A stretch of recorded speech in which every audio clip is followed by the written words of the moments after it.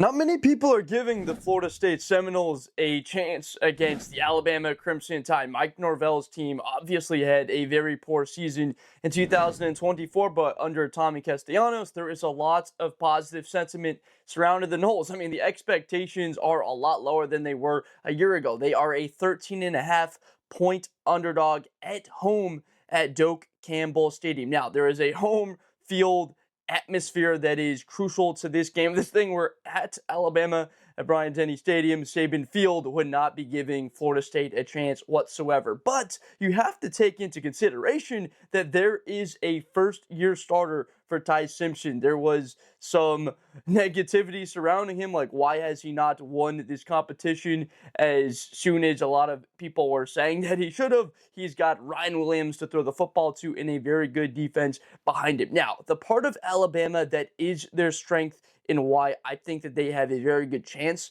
to win this game is not the quarterback Ty Simpson, but more so it is the returning starters on defense that is going to make life very tough on a Deuce Robinson that's over, on Gavin Blackwell, on Squirrel White, the transfer coming over from Tennessee in what had been a very good receiving corps for the Balls, going up against that Alabama secondary. Deontay Lawson is back as a linebacker, very good player. Justin Jefferson as another very good linebacker. And then up front, LT Overton. This is a great Alabama defense. They're as good as they have been in a couple of seasons. And then on the opposite side, the offensive line is very good. Caden Proctor can be a top 10 pick in the 2026 NFL Draft. Parker Brailsford is about as good of a center that there is in football. So Ty Simpson immediately is going to have weapons to work with. Kalen DaBoer is in a must-win type situation. Obviously, week one, a lot of expectations, and why I think that the Noles can come out and play some of their best football, although the opponent is very tough, because Noles aren't expected to win this game. It's a fresh start to the season. What can go wrong this year that did not last year? It wasn't like they were losing a whole bunch of one-score football games. I believe it was 9 games they lost by 10 points or more, by double digits or more. So it's not like they were losing heartbreaker after heartbreaker. They weren't in a lot of those football games. So Castellanos, how can you go and beat Alabama? Well, it's not turning the football over. If you turn the football over even once, I would say that the percentage chance that they to win this game, that's just the way it works in football. This isn't rocket science. The turnover margin is instrumental towards victory. You have to be in the positive when it comes to that. And then running the football is going to be massive, right? So Roydell Williams, how much of a factor is he going to be against that very stout Alabama defense? And then Mike Norvell, right after that very successful year 2 seasons ago, the undefeated season, we know of Jordan Travis getting hurt. It seems as if the Seminole fans have almost forgotten. They went from crowning Mike Norvell as their head coach. He can be there as long as the guy's alive for the next millennium, to a season later. They're ready to run this guy out of town. Can't understand the complete Jekyll and Hyde nature of the fan base. I get it. Having that poor of a season can't have any fan upset. The thing starts off in Ireland. They lose to Georgia Tech on that heartbreaking start to the season on the game-winning field goal by Georgia Tech. A lot better football team than people give them credit for. And the ACC this season is going to be very tough. Again, remember, this is an out-of-conference game for the Seminoles. A loss against the SEC, and Alabama is not as bad as it would appear to be. So I do have a prediction. I believe that Alabama is going to win this game. Not much of a shocker to a lot of people, and believe that they are able to cover that 13.5-point spread. May seem like a little bit short in the sense that just 2 touchdowns will have them cover in this game, but believe that Ty Simpson is going to have enough plays down the field, and Ryan WIlliams is the type of guy. I've got him as the second best wide receiver by my book in college football, right behind number 4 for Ohio State, Jeremiah Smith. Now, what really hurt Florida State, of course, losing Peyton Pierce in the transfer portal, a really good defensive player that goes over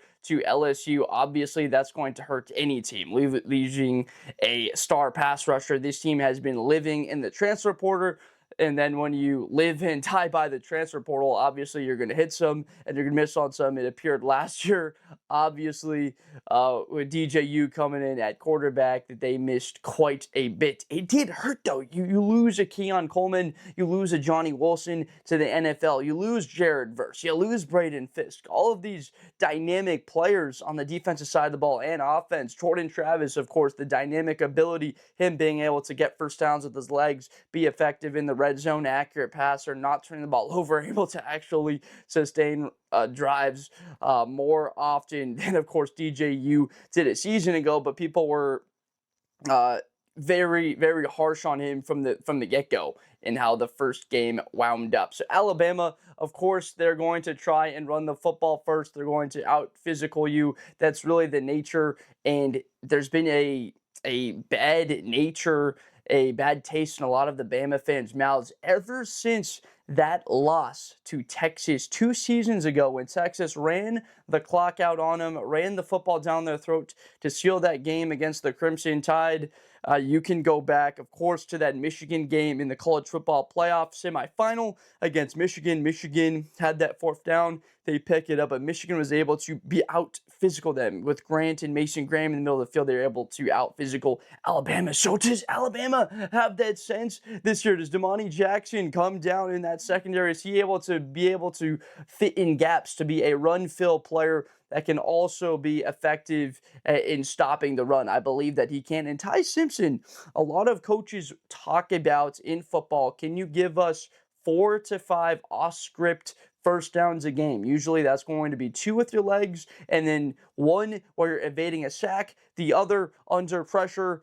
Maybe you're able to hit a throw that you weren't supposed to make, absolutely dropping the ball down in the bucket. That's one of the things. But 4 to 5 off-script plays a game that'll wind up in first down. So this is a game I think Alabama will win, but we have college football back. So excited for it. Curious what everybody has to say, what they think the score prediction will be. I have Alabama winning this game at 34-17. Do believe Florida State can keep it relatively close in the first half, but Alabama will stretch the lead a little bit, maybe 21-10 at the half, and be able to come away with an 18 points, maybe a touchdown coming out of halftime, and stretch that thing, making it a very tough comeback for Florida State to pull off. But the breakout player from each squad, of course, on defense, I got to go with Deontay Lawson. I believe that he can be an all-SEC,